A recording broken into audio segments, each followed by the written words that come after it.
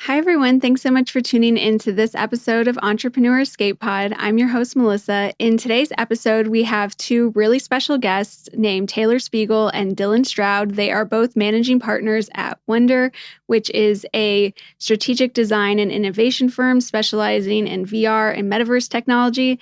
And in this episode, we get into everything Metaverse. We talk a lot about what the Metaverse is, what they predict the Metaverse will be like in the future, how VR is different from terms like Web3 and the Metaverse. So we get into all of that. We also talk about a lot of the different projects that they're working on right now in terms of software projects and hardware projects. There's some really amazing stuff they're working on. So we get into all of that and just discuss the rate of Metaverse technology, how it's growing, what that means for the future. And yeah, I hope you guys enjoy this episode. Hi, everyone. I'm here with Taylor Speegle and Dylan Stroud. They're managing partners at Wondour. So hi, guys. Thanks so much for joining me today. Thanks for having us. Yeah, absolutely. Yeah, of course. So I guess I just wanted to kick it off by just having you guys introduce yourself. What is your background at either like in industry or education, and how did you guys form Wondour? Yeah, I can kind of kick things off. So in terms of background, mine was, I think, in corporate finance before I really made a jump over to the world of technology. So my background was not at all in tech and any sort of application development, design, anything to that degree. It was really just focused on, I was doing banking consulting, and then I worked as a financial analyst at an airline. So that's where I was really starting at the time. And then Dylan and I have been longtime friends. We were actually in a band together way back in the day in high school. Nice. And then I moved back from LA for a bit, and he and I came together and we had an app idea. And then that's ultimately how this began. But what were you doing at the time? Yeah. So I was studying psychology and philosophy, and I had an emphasis on physiology of the brain. So I was really interested in neuroscience. And I was doing commissioned artworks around the same time and then playing music. So I do a lot of painting and drawing and things like that. And, I'd always sort of filled journals with like ideas, things I wanted to do. And that's kind of where we linked up again and decided like, well, maybe we should start making things. And shortly before that, I was actually a designer. So I was a user experience designer. So I would do freelance design for websites and mobile apps and things like that. So I sort of took that experience and brought that into our first app together. He still owes me a commissioned artwork. And then how did you guys get into Metaverse technology? So going back, so we started just as people with ideas. So same thing. We had an app idea, and then we had the next app idea. And eventually we started to get traction.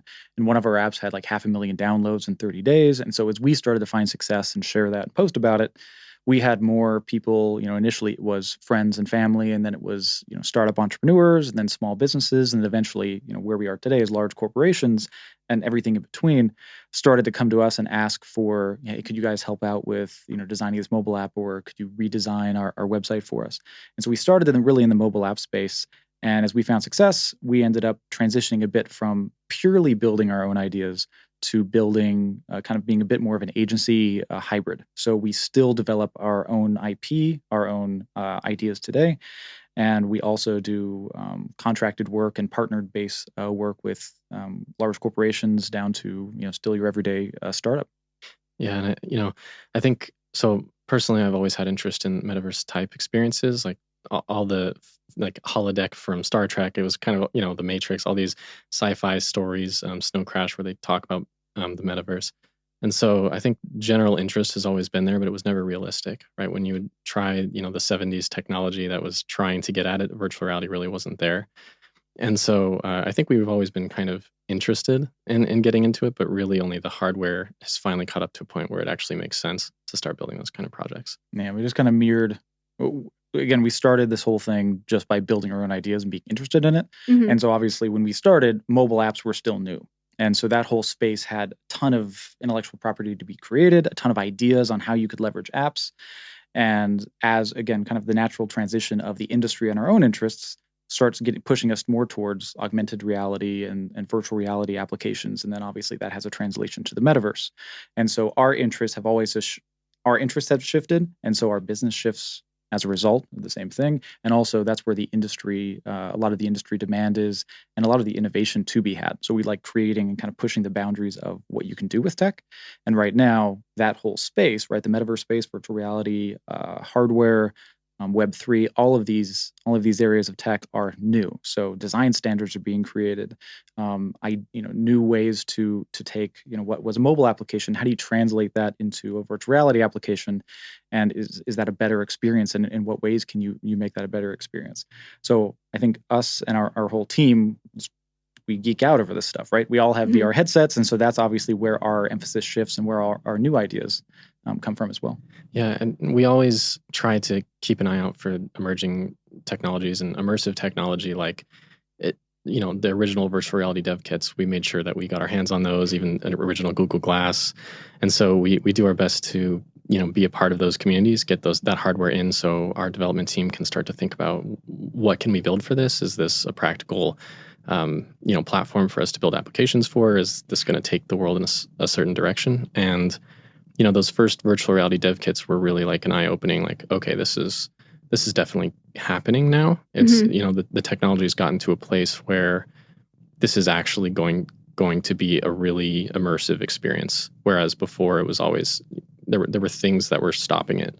But the resolution, the field of view, the true depth perception that you get from stereoscopic 3D, and just how small we could start to see that the hardware was getting even at that time. So I think that probably that was the point where it went from interested to, okay, we really need to make sure that we understand how to do this, because it's coming. And it was an easy transition, I think, for us, because everyone on the team was just so excited about it. It's kind of like, if have you tried virtual reality yourself? A little bit, yeah. I've tried the Facebook. Was that Oculus? Uh-huh. Yeah. Yeah. Did you try the first one or Quest 2? I'm not sure. It was in like 2020. I tried it, so probably whatever the latest model was around that time. Yeah. So Facebook, now Meta, purchased Oculus, which had the Quest, and now there's Quest 2, which is better resolution, better field of view, and now they're leaps and bounds away from what was possible before. They used to be wired and all kinds of things, but it's definitely one of those things when you first try it, you kind of have to try it to understand if it's for you and what it is. It's hard to imagine, but as soon as you see that 3D and you can look around, it's pretty amazing. What year was that, would you say, where you really noticed this shift from the hardware where it was getting a lot better? Oh, that's a good question. I can't recall the exact year, but I know the first Oculus dev kits really impressed me personally. It just felt like it was way ahead of anything that I'd tried before. And then, admittedly, the Oculus Quest 1, because we'd played around with a bunch of different headsets, and even experimented with PlayStation VR, which was really big and heavy. It had a cord that would go into the console, and there's something called screen door effect, where you can see the sort of the pixels, and it almost looks like you're looking through a screen. And I put on that first Quest and was blown away at the resolution and the quality of the experience, and it was untethered. There was no cord. And they could map it to the room, where we had something called 6 degrees of freedom. And so you could technically map out the space of the room you're in. You can walk to the other side of it in virtual reality, see the environment you're in, and then also 6 degrees of freedom. So moving up, down, left, right, back, forward, and the same thing for your hands. So it was just the level of quality for a tetherless device was like, okay, and yeah, I mean, even today, really, that's still a really solid experience. Yeah, and I think the untethered thing is not to be, I think, understated, where just like your cell phone, right? You turn on the power button, you put it on your head, you can be anywhere with it. And that's huge. And also from a price point perspective, we're at $300-400. I think Meta just increased the price by $100. But yeah, there's a little bit of backlash. But effectively $300-400 gets you into an industry setting, almost near top of industry headset, which is huge. And so I think we've just arrived at the period of hardware now, really in the last since the Quest 2 came out, that is really the first true introductory device that any home, any user can put on, any user can access. It's at a price point that's on par, if not less than consoles, right? PlayStation, Xbox, and so on. And so we are in the very beginning. It's like the launch of launch of the first iPhone back in 2007. I think we're at that stage really now where you're seeing this incredible amount of excitement around the hardware, right, and the capabilities for the hardware can do. Yeah, definitely agree with that. Yeah. You mentioned the term Web3, and I was just curious, how would you describe Web3 and the metaverse? And is there a difference between these two terms, or are they pretty much both the same thing? Yeah, that's a great question. We definitely see a lot of confusion around this topic. And I think that's because there's a fair amount of overlap between the two, right? There's definitely metaverse technologies that are going to be used in tandem with what people typically think of as Web3 and the reverse. But, the simple way I try to describe it is when people talk about Web3, they're generally thinking of the decentralized internet, which is moving from, central servers and decentralizing the internet, which there's all kinds of benefits that come along with that and technologies that are associated with it. And in the case of the metaverse, it's really the internet with a 3D layer applied to it. And so I think one of the main reasons for the confusion is they really are both talking about different aspects of the same thing, which is the next evolution of the internet. Yeah, and I think, there was like Web 2.0 is what we're in today, where there's this socialization that you're able to do. You're able to engage with users. It's not just a unidirectional, I'm digesting content, not looking at Wikipedia pages, but I'm actually able to socialize and engage with users online. And so it's going to be much of what exists today with the current internet, right? What are all those benefits? And enhancing that with things like a three-dimensional layer and I think more human experience where you're able to have dimensionality to it. You're able to go in and just like you're able to take a Zoom call, right? Well, take it to kind of a Web 3.0 level is you're able to add a dimensionality to that where you're actually having and conversing with somebody in a more human-like experience. So I think there's a lot of benefits and really what it looks like, kind of blockchain, Web3, metaverse, virtual reality. These are all various contributions to the larger evolution of where we are in the world of technology.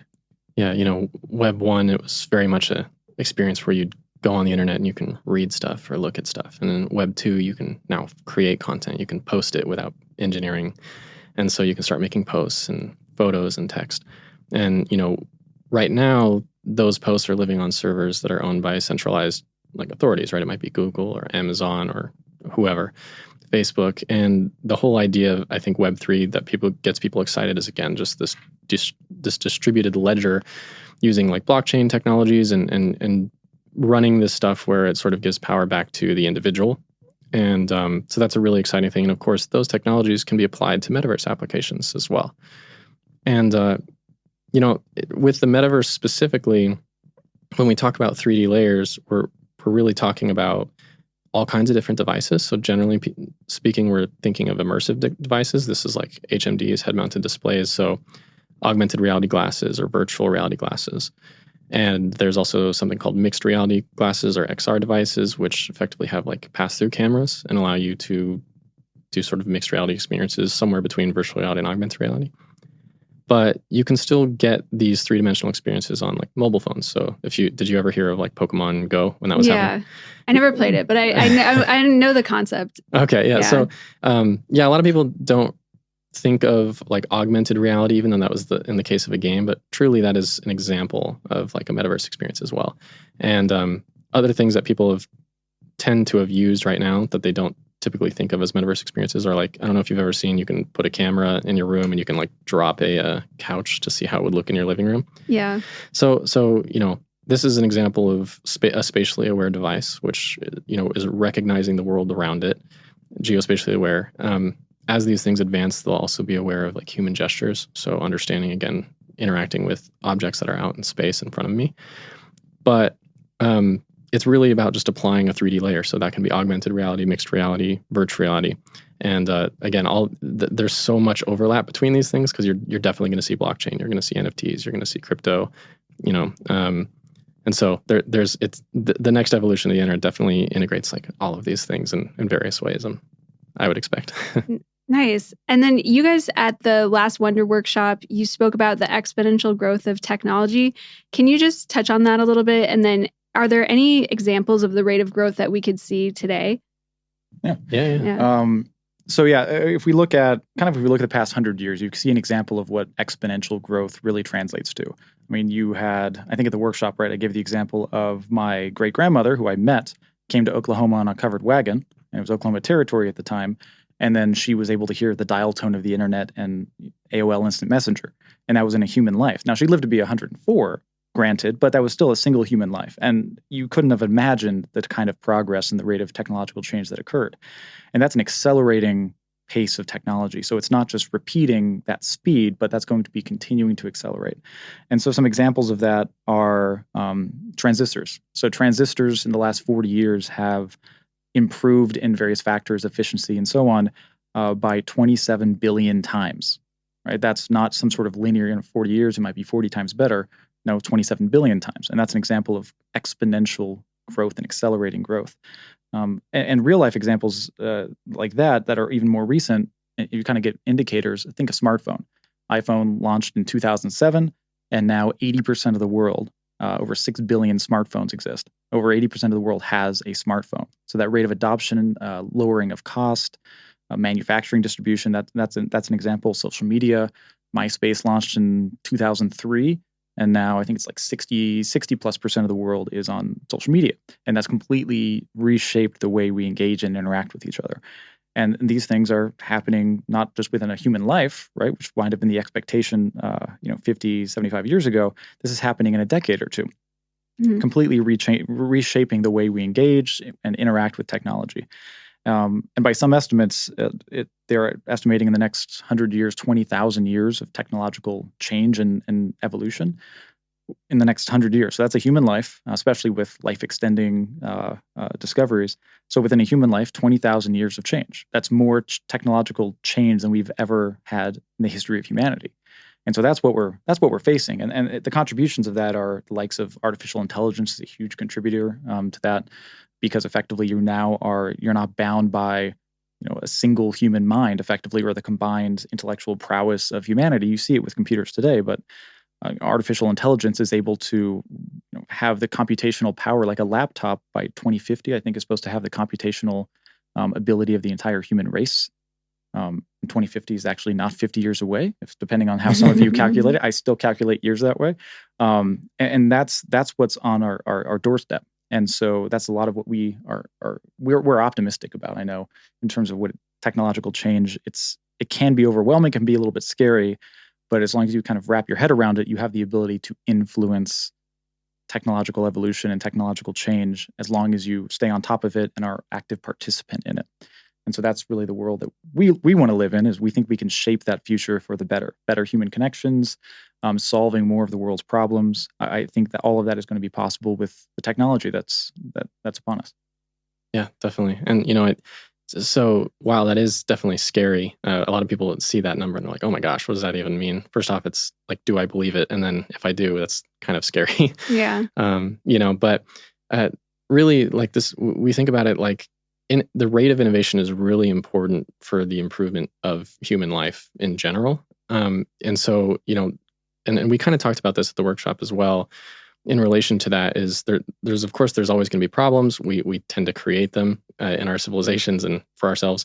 But if our rate of innovation creates solutions faster than the rate that problems arise, things generally get better, right? So seeing this rate of innovation increase to this kind of level is actually a very exciting thing, because it tells us that, that's the rate that we can solve problems now by using artificial intelligence, or, lowering the barrier to creating applications, with making content. All these things are getting easier and easier and easier. So it's easier for us to share important ideas. It's easier for us to execute on those important ideas, and to do so at a quality level that wouldn't have been possible with small teams or with an individual before. And that's just going to continue to accelerate. So, when a person identifies an issue, we can actually solve that problem faster, which again, as long as we can produce innovations at a rate faster than problems occur, we're making the world better. And so I think I feel actually very optimistic about that. Now, of course, innovations can also have the ulterior effect, the alternate effect. And so we definitely need to be cognizant of that, and, develop, I think, a better way of determining and paying closer attention to what the impact of some of these things are, and what the motivations are. But I think it's a really exciting prospect that this is something we're going to live through, especially as someone who loves sci-fi. Yeah, I definitely think it's really cool. But you just mentioned AI, and it kind of had me thinking about like all that stuff that came out recently with Google's AI. And now I'm just realizing, like, how AI could be used in the metaverse, like you might not even know you're not speaking to a real person. Very true. So, or like how will we even think of what, I mean, I guess this is kind of the thing with Google. It's like, what really defines a person? Will there be like these virtual people essentially? Yeah, no, it's a great question. It's something we actually think about quite a lot, is trying to understand like how this is going. Honestly, exactly that. And in the metaverse, it's going to be even more convincing because they can be piloting effectively an avatar. We have voice synthesization. There's all kinds of technologies here, especially with the like chatbots and stuff, where the communication is extremely convincing. And so it's definitely something we need to be thinking about. What is it, the Turing test?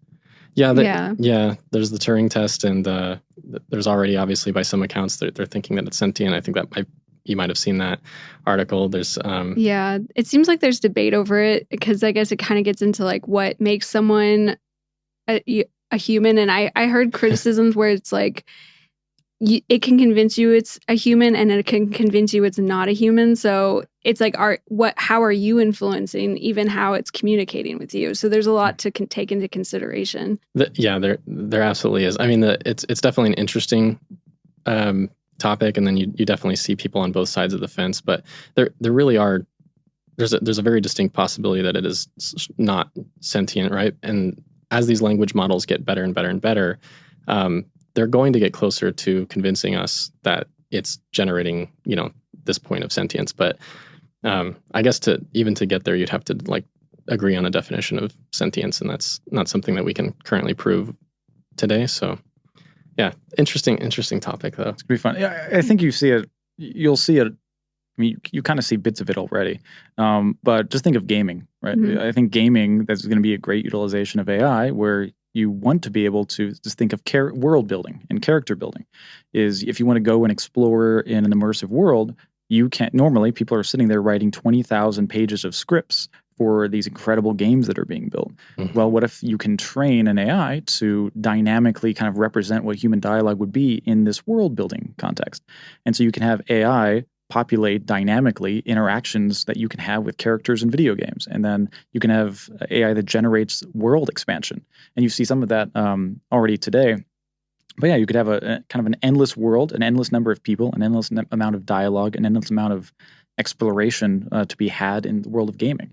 That's just one small example of, I think some of those are already being applied today, but as a whole, that's one interesting way that you might see that in the near future. Yeah, but to your point, when you don't know you're interacting with, if you're interacting with a human, or you treat it as though it's a human, you definitely need to be cognizant of what you're sharing, because what you're actually interacting with for like younger generations, for example, is the company that produced the artificial intelligence and the training model associated with it. So we definitely need to start to update our idea of what makes something human and feel human, because there's already been a ton of studies that are showing that people are more likely to actually share very personal information with chatbots than like actual people. And so, again, you're giving a lot of really significant data to whoever built that artificial intelligence. So something for us to think about. While there's benefits, there's also, we definitely should be aware of, the negative directions that it can go. Try to steer it in the right direction. Yeah, totally. I know. And then I feel like, it's already kind of hard on social media to tell who's a bot and who's not. So it's like, imagine, AI catfishing. Yeah. Have you seen the virtual influencers? Yeah. There's some... I don't think so. I'm not sure exactly what that is. So no, but I kind of, I'm familiar a little bit like with kind of the same thing, like bots can be generated to like respond to you in a certain way and have conversations and like come off as very real. Right. Yeah. Yeah, they have that. And they're also using like generated likenesses, like a generated avatar, that they're basically, the idea is this is an influencer who never ages, doesn't have personal opinions, and they don't need to pay. And so, they can stay the same age forever. And there's a few brands that are already starting to use this. It's a little bit of a strange area, but it's definitely worth checking out. Yeah. Well, let's talk about some of the projects that you guys are working on at Wondour. So one project is a virtual planetarium. Can you talk a little bit about that and what your plans are for what it will look like? Yeah. So that project really was, we were talking amongst our team, and we've always been really fascinated with, like we've been talking about, like future technology. And we were all lovers of space and space exploration. I think sci-fi lovers, we like that future. And so NASA was, one of those companies we'd always dreamed of potentially working with. And one day for some reason, we were watching a video of like the moon landing, the initial moon landing, and we started talking and thinking about some of our experience in virtual reality. And we thought and started to conceptualize, what if we brought the collective of humanity with us on the next mission? And so we're like, well, we could put 360 3D videos in the space shuttle. We could put it at HQ. We could put it all over the world. We could even effectively put it on the moon if they decide to step out there. And we were like, oh, we should explore this idea a little bit. So we kind of sat down with some of the designers and engineers and started to look at, is this something that's maybe doable? And we explored that for a while. And we got really excited about the idea of like, well, that would be really cool to put on your headset and feel like you're there, watching the mission and streaming that live and pre-recorded just for the purposes of history. We can bring everyone with us now. Now we all step on the moon together. And so we reached out to NASA. We had a few contacts over there and started talking to them about potentially working on that. And we went through about, a couple conversations, two rounds. We did some design and stuff for it, but they ultimately decided other priorities. So that project actually got tabled. Mm-hmm. But I'm still hoping it ends up sneaking its way into the idea at least made its way into them. But we were really excited. We thought it'd be really fun to join them on that project. But yeah, that one's been paused for the moment. Oh, okay. it's living in a file folder somewhere. Yeah. There. Yeah. Hopefully they'll still pick that project up and do something with it. Whether it's us or somebody else, it's one of those that just seem and inherently make sense, right? Mm-hmm. Being able to go on the Artemis mission, being able to actually interact with that. Because I think, if you're a little kid and you're trying to inspire an entire generation of space travel, being able to put on a headset and be side by side with an astronaut, how cool is that? Yeah. Yeah, totally. It's definitely next level. Yeah, it was really exciting. And we definitely had a lot of cool ideas for that one. Like like you said, we were going to do a planetarium where you could also see where they are in orbit and travel through there, learn about the various aspects of the mission and what's all out there. So there was an educational component as well. And luckily, even though that project's not going, NASA has a lot of really exciting projects that we see that are still happening. And they're definitely looking at virtual reality, but I think that there's definitely more that they can accomplish. So I hope they do it. Nice. And then you guys have two other projects that I wanted to mention as well. One is StreamPod, and then one is VR team building, which I guess is also called Waffles, right? Yes. And then, so both of these apps are centered around connecting people in the VR world. StreamPad is more generated towards connecting with like friends and just people you want to have fun with. And then VR team building is more focused on like connecting coworkers, so having like meetings and things like that. What are some key differences in creating an app for people to connect with friends versus connecting with coworkers? And then how do you think people will connect with each other in the metaverse? And will the metaverse be seen as maybe like one giant world or like all these different worlds of various sizes? What do you guys think? Hey, a lot of good questions there. So the StreamPad concept was effectively taking what we already do on the internet and trying to see if we can bring that into virtual reality. And so that's, if we like to watch movies together, browse the internet, watch, videos, listen to podcasts, hang out, play pool. It's effectively what most people think of today as social metaverse experiences, except it's its own experience. And in the case of the Waffles project, we were working with that team as well to really help bring companies together so that they can, share those bonds in ways that are kind of hard to do, especially during things like COVID that was going on. And so that was, definitely an exciting prospect to try to help people, jump to different worlds and explore different types of team building mechanics that you can also do by bringing people together. Because what social VR does very well, kind of period, is it brings people together in a way that you can't do with traditional phone or video calls or things like that. We can actually put you in a room together and you can see each other's mannerisms. You can, hear spatial audio. So if you're talking behind me, I can hear you behind me. But in terms of the core differences, that's a really good question. Many of the fundamentals remain. So you want low friction, regardless, right? You don't want people to be confused and over, like, how do I interact with menus or use my hands? And you want the fundamentals to, as much as they can, mirror the real world, right? If we're sitting together in a professional setting or as friends, we're all still here. The sound from your voice comes from where you're sitting. I can reach out and touch and interact with things in the environment, and it should be simple to get into this room and to leave this room. It should, and so most of those fundamentals carry over in both situations. I think the easiest answer to what are the differences tends to be the atmosphere of the environments and what you want to accomplish in those. Because realistically, in the metaverse or virtual reality, augmented reality experiences, what we're really doing is, again, we're trying to bring people together and give them access to tools that is improved by this 3D layer. And so we can still bring in totally different tool sets that you interact with when you're in a professional environment, where you can have screens or whiteboards or sticky notes, which, we wouldn't necessarily all meet up on a Friday night just to play with sticky notes. But we might do it to watch a movie. And so what are those tools that we give users to connect and enjoy and entertainment? And how do we blend that with also productivity and utility tools in these metaverse environments? I think it's more the nature of a design decision of what do we want to have these professionals do?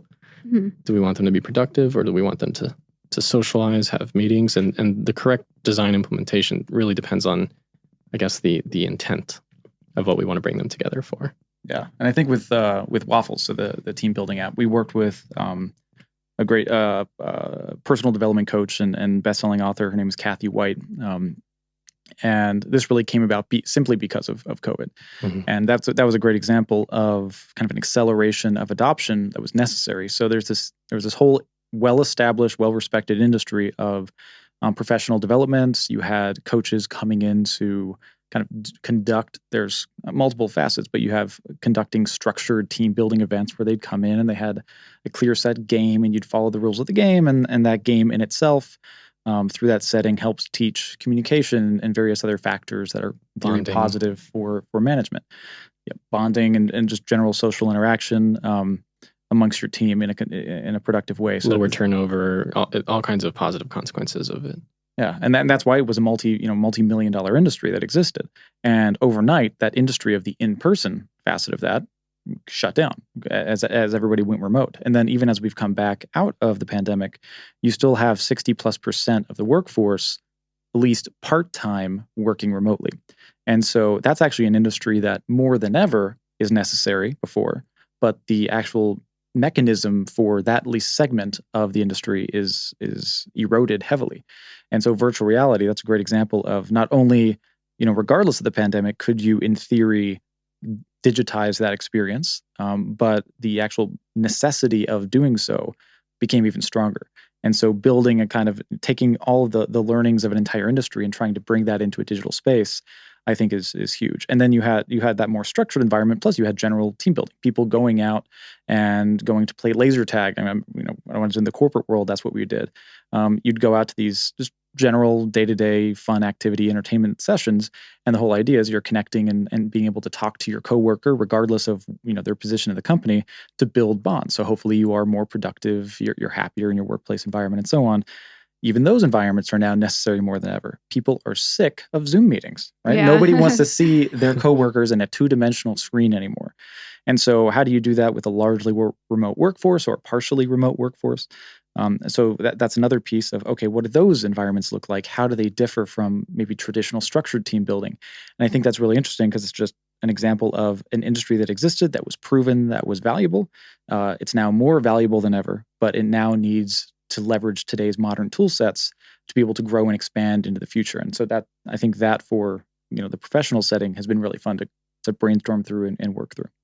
Yeah, definitely. I think there might have been a last part of your question we missed. Oh, yeah. Do you think the metaverse will be essentially one giant world, or all these little different worlds? Kind of because you have these two different platforms for different uses. So that's what would you say there's a separate world, or is it all under one big umbrella?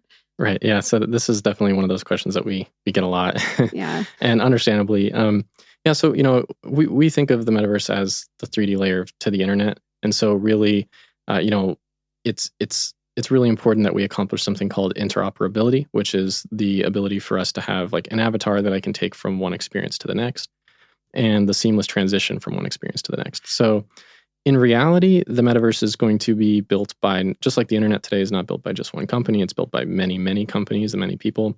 The same thing is going to be true with the metaverse and Web3, right? There's many, many people are going to build a variety of experiences in the metaverse. And in those experiences, there's going to be a variety of worlds. And, we're going to want to, just like we do when we surf the internet, be able to seamlessly jump between those experiences and get the benefits from those. And, and take these, part of the importance of the sort of digital economy is, again, having that interoperability so we can, in fact, take our avatars there. But so there's going to be many worlds. It's going to be built by many companies. And there's going to be a lot of different types of experiences in the metaverse. But the metaverse is effectively the 3D internet in general. So, and it'll be accessed not just from these immersive devices, but it can be accessed from laptops and phones. There's already examples of, for example, social virtual reality experiences where, most people are in there with like tracking, hand tracking, full body tracking, things like this. But you can also sort of get in on your laptop and move your avatar around and interact in a variety of ways. So we're probably going to see a lot of that still. And so device independence, where whatever device you're on, you can also experience the metaverse. Nice. And I guess too, in terms of work, like in addition to like coaching and team building and things like that, what are other ways you see VR changing the way people work? And do you think some industries will adapt to VR more than others?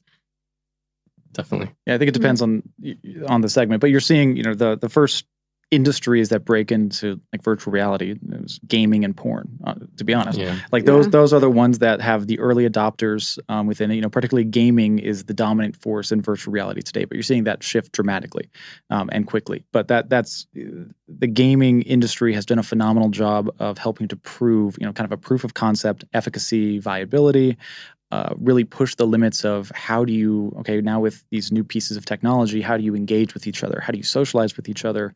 Like Dylan talked about spatial audio and trying to create this sensory experience that's very realistic, engaging with the environment around you, all of those core principles of how people, engage in the real world, translating those to the digital world. Gaming has really helped to pave the way for that with a huge amount of dollar investment as well. So I think that's great, but especially on like productivity in general. I think that if you look at kind of white collar jobs and a workforce is, what is it, Minority Report, right? Where you can go in and you have like all these screens that you can gesture and change and have these displays. I think general day-to-day day-to-day workforce kind of activities where you actually have a laptop and you have screens and you have meetings and so on in a standard corporate environment, I think that translates really well. You're seeing that push and translate today. So I think that's a really easy one because it can actually help to enhance your productivity levels. It's able to enhance what working from home and a digital environment is. So you can have more screens, more interactability, and have a full three-dimensional layer versus sitting at home on simply a laptop.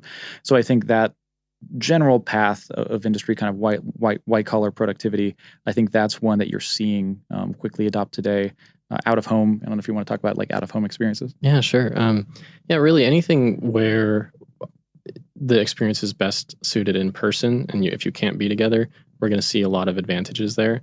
In the same way that the internet brought us together to make us more effective at sharing ideas and building concepts, sending information back and forth, the metaverse and virtual reality experiences are going to do the same way for those things that are best embodied in 3 dimensions.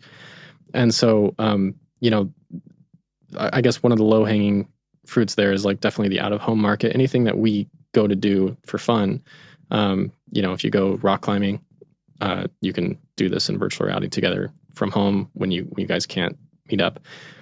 Meetings, talks, there's going to be podcasts that can happen in virtual reality where you'll all have avatars, or you can even simulate, real world scans and things. So definitely the out of home market. This is, movie theaters and anything where we go for fun or productivity. There's going to be plenty of innovation potential there. And also, speaking to the productivity side, designers who are building 3D assets, industrial designs, art, card manufacturers, a lot of times we already use virtual reality for our industrial design. So if we're designing a hardware product, we all join in as soon as we have like some new build or something, we'll go in, we'll look at it. We can literally reach out, grab it, and one of our devices will like grow it really large and be like, hey, take a look. I'll move it in front of him, have him look at this piece. We'll break it apart. And so it allows you to do things that are not physically possible in the real world, but interact with them as if it is the real world. So, in terms of like the potential for productivity, you're looking at like, today we're constrained by our built environment. So if you have one display, Taylor kind of touched on this for a moment, that's all you have. If you want a second display, you have to go out and buy one. Now you got to plug them in. In virtual reality, you can have as many as you want, and it doesn't change anything. If you have this headset on, you put one screen here, you can size it to whatever you want. You can place it wherever you want. It's not constrained by the bounds of physics. It can float. It can be the size of a building, right? It can be the size of a building. Yeah, you can, and same thing with all of your hardware and industrial design stuff, right? You have a screen, you have endless options. A screen, especially if you have, vision problems, right? People have like the large text. Well, now imagine that the size of a house, right? Wow. Your screen can now be the size of a house, and there's no technical hurdle that exists there. It's simply just scaling an asset which already exists. It's true for augmented reality too, right? It's like to the Minority Report idea, and this has been in a lot of sci-fi, is just interacting with a bunch of different user interfaces, and it looks cool. But the reason that it's actually useful is we're currently constrained, if we're on our mobile phone, to like our input method is our thumb, right? And like typing, obviously you can type a lot faster with all 10 fingers than the one. And, so as we continue to grow our input, like, and interact with our software in a much more human way, it makes these experiences more human, more natural to our traditional environment, but also capable of things that are just simply impossible in the real world. So yeah, we can have 10 screens if we want. If you've ever seen someone who likes to have 30 screens in front of them, have at it. They can be three-dimensional screens, right? You 3D. can go through and actually have dimensionality to the screen. So you're not just replicating a 2D display, you're reshaping what a display's necessity even is. So to kind of summarize, the advancements are going to allow us to be more productive by using virtual reality as a means to sort of use what we already use in the real world, but sort of empower it with like the magic powers of digital, right? And so having a digitally connected calendar where we can all look at it, it's the same kind of thing. It just gives us a superpower with the things that we traditionally think of as real world. So we'll be more productive. And then, there's something intangible about when you're designing and building things in person. There's just, you have a better sense of its physicality. And so as you're designing cars or industrial design, of course, that's one of those industries that's already happening. We're seeing a lot of that now. So that's probably going to be one of the first. But I don't think there's probably a single industry that shouldn't be thinking about what the metaverse means for them, honestly. Because again, if they exist, and they exist because people value their service or value something about this industry, people like to be together, and people, we live our lives in this third dimension. So it just brings that digital superpower back to the third dimension. I think sounds a little weird when you say it that way, but very scientific. But anyways, it's definitely going to make people more productive, and the out of home market's probably the one that we're seeing the most talking about right now, because you can bring that to people's homes now. Yeah, for sure. I could definitely see how it'd be useful for architecture and things like that, because you could really get a sense of things better than you can in a 2-dimension, for sure. Exactly. And I think one quick add-on would be the world of medicine and education. You're seeing a huge adoption, and this one, not even metaverse related, but just virtual reality, is the effectiveness rate of educational environments and recreating hands-on education within virtual reality is in practice, and it's incredibly positive, the results. There's various studies related to the utilization of virtual reality in med school training of procedures and so on. And at the moment it's escaping me, but effectively they run some studies where, okay, traditional method, classroom setting, go through that, take one segment of the class, throw them over there. The other one, now create a virtual reality environment where there's more hands-on engagement, where they can actually see what's going on with the procedure and go out and see what the replicability is. And it's like 80% of those that did virtual reality were actually able to complete the procedure successfully, and 0% in traditional methods were. And so you're seeing an astounding rate of improved educational efficiency with virtual reality, which, especially in the field of medicine, that's a very good thing, right? We want more, doctors and Practical doctors and training. nurses out there performing surgeries at a higher rate of effectiveness, a better quality of education that's available to more people. Just imagine you're learning surgery and the greatest heart surgeon in the world is able to tap in to this virtual reality environment and teach and all of thousands of people simultaneously how to properly perform this procedure. And so now you're not bound by whatever, the small classroom setting that you're in and who's part of the staff. You can have literally the world's best at whatever the practice may be, teaching the next generation of physicians and surgeons. And those types of principles are being done today, and it's hugely untapped. We deal quite a bit in the field of medical. We worked with Harvard Medical School researchers on technology. We're discussing with hospital associations and so on a variety of various projects, but all leveraging this principle of, virtual reality has the benefit of, if you're in a traditional classroom setting, there's noises around you. You have your phone that you're checking every 5 minutes. There's a natural environment.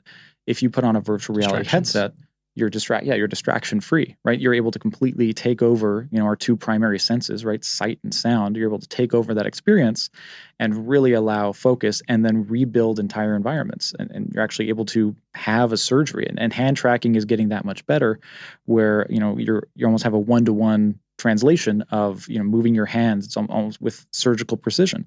And so the headsets will only get better with that, but being able to track hand position and what you're experiencing is you're seeing your hands conduct and perform a surgery, for example. And so you're able to recreate that and have contextual information pop up and have proprioception development, all kinds of things. And to that point, the cadavers are like, you basically you can do the surgery virtually as many times as you need to until you get it right? Whereas you don't have that kind of access to actual, practicing these surgeries on cadavers or whatever physical, things that they use to train. In digital space, you can have infinite variety of them, and we can give them to everyone who's training at any time to keep sharp on those skills. So and of course, telemedicine, again, it's very good at bringing people together. So dealing with your doctors, telepresence, things like this, it's definitely a really exciting part as well. Yeah, that's definitely super cool. And then I guess kind of moving along to hardware, tell us about the project you're working on with TCL, the Project Archery Variable Display Glasses. How did this project come about, and then what excites you the most about it? Yeah, so that we were working with Mr. James Hsu on a project called VRLU, and so that was I believe it's now the largest repository of self-help content in virtual reality. So we worked on that project, which was inspired sort of like masterclass in virtual reality. And as part of that project, we decided as a collective to work with TCL on their new head-mounted display, which was the MOLED G. And so that was a fun process. We got the early prototypes, and we're kind of talking with them about, here's our thoughts, here's how we think in consulting on, we think the experience would be improved in this way, which was definitely an exciting piece. I think we mentioned a few things that kind of helped shift the direction towards controlling with the phone, which was a really important piece. And what that actually was, that display was effectively like a kind of like a pair of glasses that you bring on that it's not really virtual reality or augmented reality, but it does project what is effectively like a TV screen in your field of view. And so we thought, well, it'd be kind of cool for people to be able to bring this TV screen with them in a smaller form factor that they can watch this self-help, VRLU content wherever they are, if they're on a plane or wherever. And so that was a really cool experience. We were their first development. I believe we were their first development partner, helping sort of like lay the groundwork on how this would all work together. And so we basically worked with them to design the software and to work on that hardware. And I think did we help distribute it? Mm-hmm. Yeah, the VRLU team helped distribute that in the United States and Korea, and I believe Japan as well. Yeah, it looks so cool. It's very like lightweight and looks like sunglasses almost. Yeah. Yeah, and the intention, glimpse into the future. Yeah, and the intention there is really it's about hardware, right? So if you want to be able to have, we have incredible virtual reality content, how do you get people to experience it? And so you have virtual reality headsets on the market. And it's really that whole piece was trying to push distribution of hardware that made it capable to experience these. And VRLU's development began prior to Facebook rechanging the name to Meta, when the metaverse was a term, and virtual reality was a term very fewer and fewer people knew about. Is when that all started. And so even since that partnership with TCL, more and more manufacturers have come to the market to help with that global distribution of hardware that allows you to experience these. But that's a great example also of the diversity. You have full virtual reality headsets. You have those headsets which had head tracking, but it was more like projecting a 100+ inch TV screen in front of your face in a smaller form factor. And so that's also really fun, is looking at the direction and pace of where hardware is going as a whole. Yeah, and I guess kind of touching on that, do you think like the VR headsets will likely become smaller and more lightweight? And do you think maybe the reason why VR is not really at the level where like a smartphone is at the moment is because of the headsets are still kind of heavier, like there may be a little out of budget for people? What do you think it is that's like, do you think if it becomes more lightweight, it will have that same mainstream adaptation that like a laptop or a smartphone has? Absolutely. Yeah. I think, and as these technologies evolve, there's always the early adopters, and then you start to bridge into actual general demographics. And we definitely saw and have started to see this changing. I think the Quest 2 was like one of the most gifted gifts of Christmas last year or something like that. On Christmas Day, the most popular app in Apple's App Store was basically the Meta Oculus Quest app. Yeah, and so for, first part of that question, definitely, I think we're going to see those continue to shrink and get more beautiful and more like digitally like ubiquitous designer eyewear. The fundamentals of what people like aren't changing, and so the technology, people don't want this gigantic thing on their head. We don't want it to be heavy, weighing down, or look crazy, or be hot, right? And so because it's early, I think that definitely does dissuade some people, right, from being those early adopters. But we're seeing them shrink dramatically again in such a short period of time. We went from these gigantic devices to tethered, run on computers, to completely running untethered and without use of a phone or anything like that. And we're definitely going to see that continue, just like computers used to fill up an entire room, and now they're many times more powerful, and they're just in our pockets. We're going to see these things continue to shrink. And the form factor can be smaller depending on the type of immersive technology that it is, if it's augmented reality or virtual reality, and how much processing power is needed for that specific right answer for the hardware. Because some things that don't need really heavy processing power can be smaller. Anyway, so they'll all reduce in size. And I definitely do think that that's a major contributor to why it's not in every single household yet. And, it's one of those things that you have to try. So there's just sort of the natural compounding components of everyone has to try it. And there needs to be enough software and that sort of that we tend to call them in the industry like that killer app, which is the thing that like people buy the hardware for. What is that core piece of software that I need to get into and get involved with? And then I'll get the hardware, right? So, people don't buy PlayStation and Xbox and gaming consoles or even laptops just for the hardware. They want the software that's on it. They want to use the productivity tools, and they want to talk to each other and connect to the internet and play games. And so as that software advances, and we're seeing more and more investment of developers coming into this space and developing like truly next generation experiences, I think that's also a major core driver. So it's hardware shrinking, it's software improving, and then it's just generally reducing costs to the hardware, so that people are willing to dive in to something new. And better experiences. So where anybody, regardless of age, as soon as they put it on, they find that an enjoyable and addictive experience. So that's going to help. But I mean, there are, I think it's like random stats, but I think it's like 100+ million people will be utilizing VR in some capacity in the next year, or did in the last year. And so there are tens of millions of headsets out there in distribution, and a huge, I think 15+% of households actually have a virtual reality headset today in the United States. And so this is, while it certainly is not as ubiquitous as an iPhone or a smartphone, it's already a substantial industry. And was it Citibank? I think it was like Citibank that projected that it was going to be, I'm going to screw this up, a $30 trillion industry. I think so. Yeah.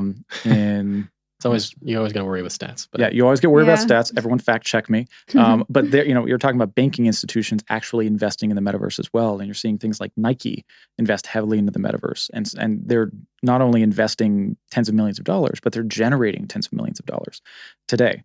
And so this is not some sort of kind of future scope thing where it's just kind of a testing ground. Nobody really knows what's going on. It will be something in the future. Millions of dollars are being generated. Thousands of applications are coming onto the market there, and millions of users are there. And that is today. So even if it didn't grow at all, it's still a market to pay attention to because there are millions of eyeballs already experiencing it and spending. I mean, with like VR chat and similar types of applications, I mean, people are spending a material portion of their lives already in virtual reality. That's not some sort of future scope dreamscape. They are spending hours upon hours every day and creating entire social environments and interacting people and building lives within the metaverse, within virtual reality environment. Going on dates. It's happening today, which most people have no idea. But it sounds silly when you say it out loud to a lot of people, but it's happening. And I think that's also representative of the power of it. Is how kind of humanizing that experience is, right? What is it that makes us feel like we're having a human experience? There's a dimensionality to it. There's all the all of your senses being deployed. We're getting better with hardware with like facial tracking. And so, when you blink, eventually your avatar can blink, and when you squint, and all your facial expressions will be conveyed real time to your avatar. And that's a huge, I think, component to, having that human experience is, connection with the eyes. People talk about that a lot. Well, that's already on its way. There's some hardware that's already utilizing that, but that will be commonplace in the next generation of headsets. Is being able to have that eye tracking and see where your eyes are pointing and so on. Oh wow, that's so cool. Because then it really allows you to read like people's facial expressions when you're talking to them virtually too. So exactly, yeah, that's exciting. And then I guess last but not least, I wanted to touch on Visionaid. Can you tell us more about what it is, and then what the process of taking this project from an idea to a prototype was like? Well, I think the origin story is kind of the most fun. So Visionaid is a pair of electronic glasses specifically designed to help the visually impaired. And it came about as we were developing virtual reality applications. Dylan put his headset on his grandfather, Papa. And Papa raised him. We love Papa to death, but he's legally blind. He's macular degeneration, optic atrophy, non-diabetic retinopathy, and so we've seen the impact of vision loss that has on people's lives. And he was able to see actual human expressions and see eyes and contrasts in a way that he's simply not able to in the real world. And so this was obviously piqued our interest, and Dylan immediately told me about it, and then just our head started spinning of, okay, what is this?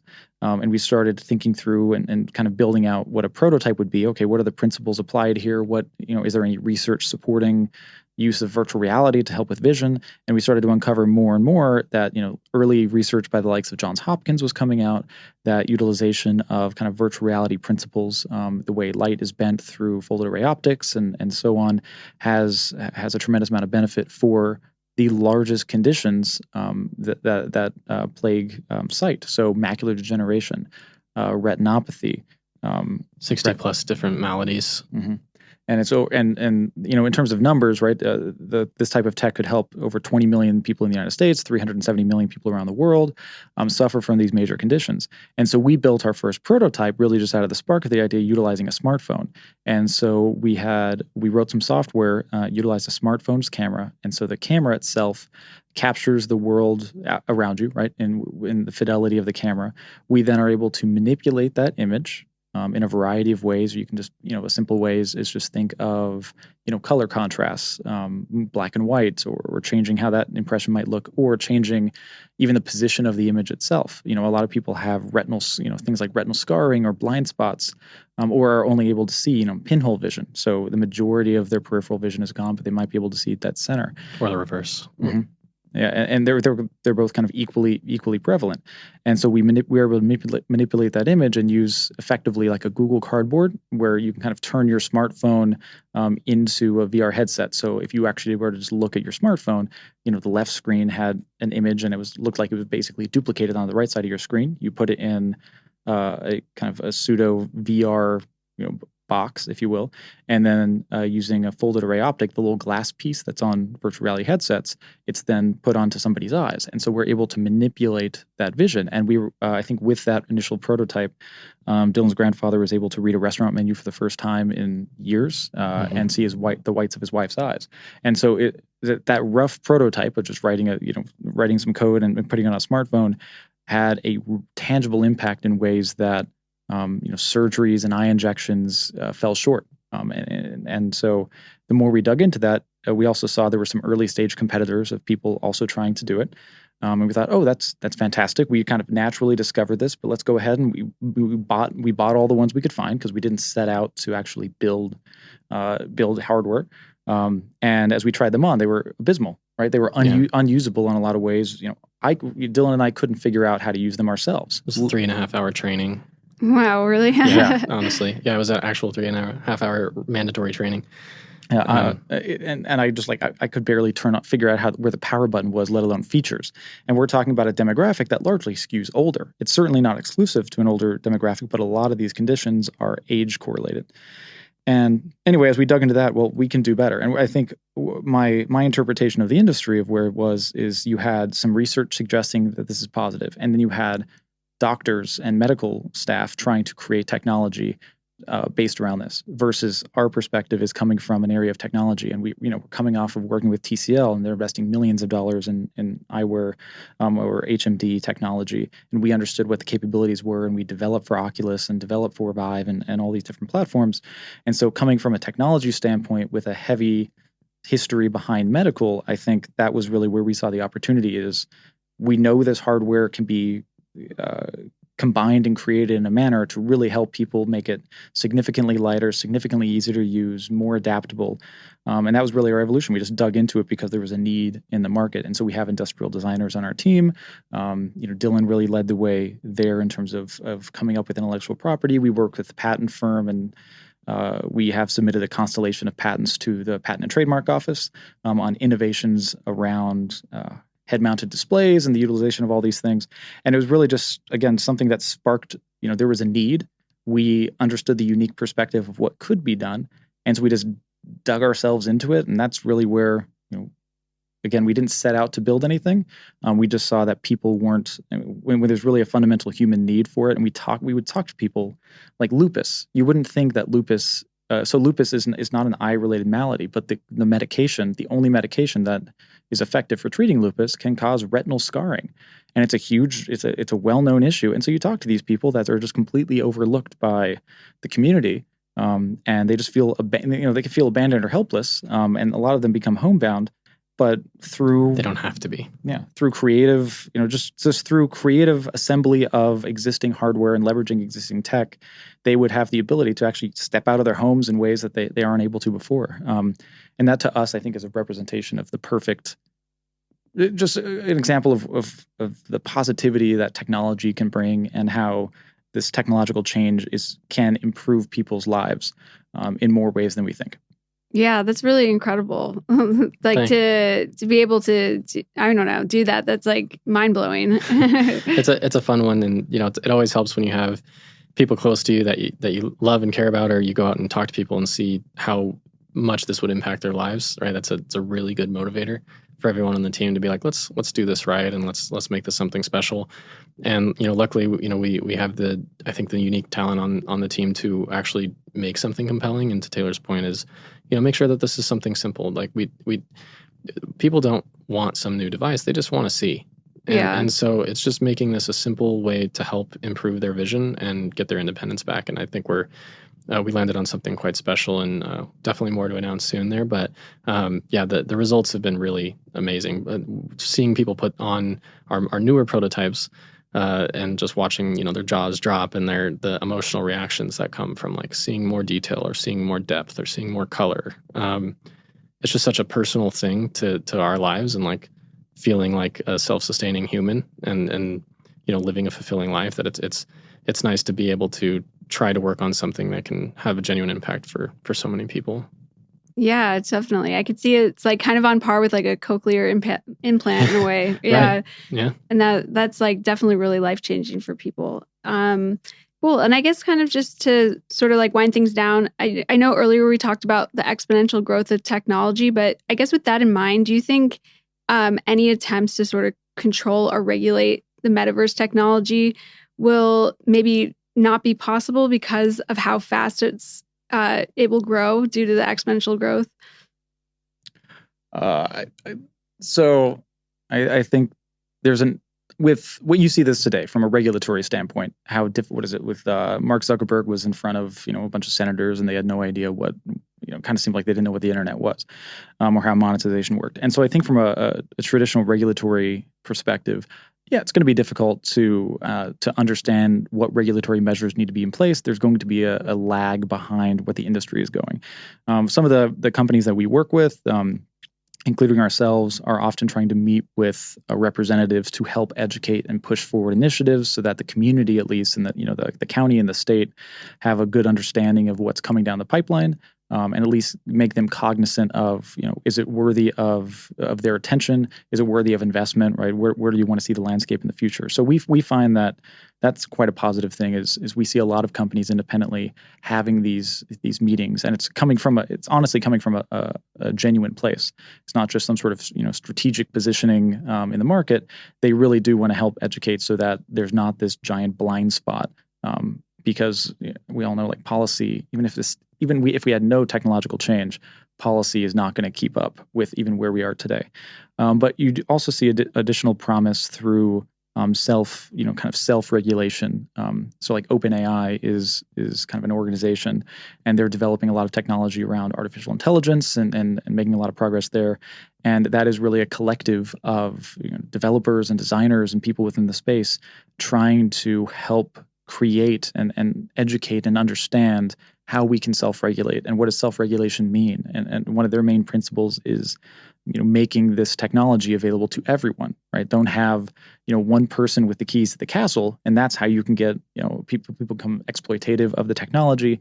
And so that's one example of a principle is don't let, one person control the most progressive and intelligent, artificial intelligent body in the world. Don't let a handful of people control that. Make that open source to as many people as possible. So you see a lot of promising signs from within the industry, because I think people acknowledge a fear, right? You don't, at this change, it's going to be difficult to keep up. So how do you influence that, and how do you create a culture? How do you create a culture of the thousands and tens of thousands and millions of contributors to this world? How do you create a culture where everybody has that kind of mutual respect of what should be done, or at least having the conversations? Yeah, so definitely it's going to be a challenge, right? As things increase, we need to also, the rate of innovation increases, we need to also increase our rate of evaluation to understand what are the potential negative and positive outcomes, and try to regulate that in the direction of positive outcomes. And, this is really a metaphysical question at level of importance, just because, again, just the nature of the rate of problems that arise. We need to make sure that we regulate at a rate that doesn't stifle innovation to solve those problems, so we can still solve more problems at a rate faster than they arise, so we make things generally better. Otherwise, it goes in the opposite direction. And we definitely need that regulation to come in to limit not the positive and outcome innovations, but those negative outcome innovations. And just like any tool, innovations can be used for good and for bad. So it's just making sure that there's general awareness to the public and to designers and developers and founders to make sure that they, understand the moral and ethical and practice that they need to develop into their programs and into their businesses, and definitely make sure that those representatives understand where this is going. So it's going to be a challenge, but I think we're up to it, because again, we're going to be able to be more efficient with a lot of these technologies. So it's just definitely important that we think about regulating the negative outcome innovations and not the positive outcome innovations. Nice. And then I guess to just kind of end things on a positive note, what are some of your predictions for the future of VR and metaverse technology, and what are you looking forward to the most? Well, I'll start. Less prediction, but what am I looking forward to? First thing, if you ever put on a virtual reality headset, virtual reality is a space I'm really excited about. And I think it's because the whole concept of, we live in a two-dimensional world today. We're just staring at our two-dimensional screens, and a three-dimensional environment is more human, right? More human connection. And so instead of technology, by many people, people's interpretation is distancing, real human dialogue, just blindly scrolling through social media and so on. I'm optimistic and excited about reintroducing more humanity into digital interaction. And so I think that's what I'm excited about. We meet up now socially. Like the team will come together and play mini golf in VR, right, as our team building, because otherwise we couldn't see each other as frequently, or our friends couldn't see each other as frequently. And now we're jumping into there and having real experiences and memories that are being formed, I think, at a greater degree of prevalence than we do through potentially traditional video games or just phone calls or whatever it may be. So I'm very excited about, again, reintroducing humanity, I think, into a lot of what we do today. Yeah, it's just a whole nother creative domain, right? So it's like every time there's a major innovation like this that changes the world, you just have this huge burst of human creativity and unbelievable experiences and innovations that you can't even predict, really. So I think the main excitement is just the recognition that these technologies really do represent like a step forward for what computing is capable of, and just being excited for what are people going to come up with, right? There's so many smart people, so many inspired people out there, that'll make, I think, really exciting things to watch. And then, definitely just lowering the accessibility to creating experiences that are otherwise hard to have, bringing us together closer, because we spend so much of our time today staring down at our hand, looking at these phones, and starting to kind of bring people back up to like engaging with the real world and finding balance there.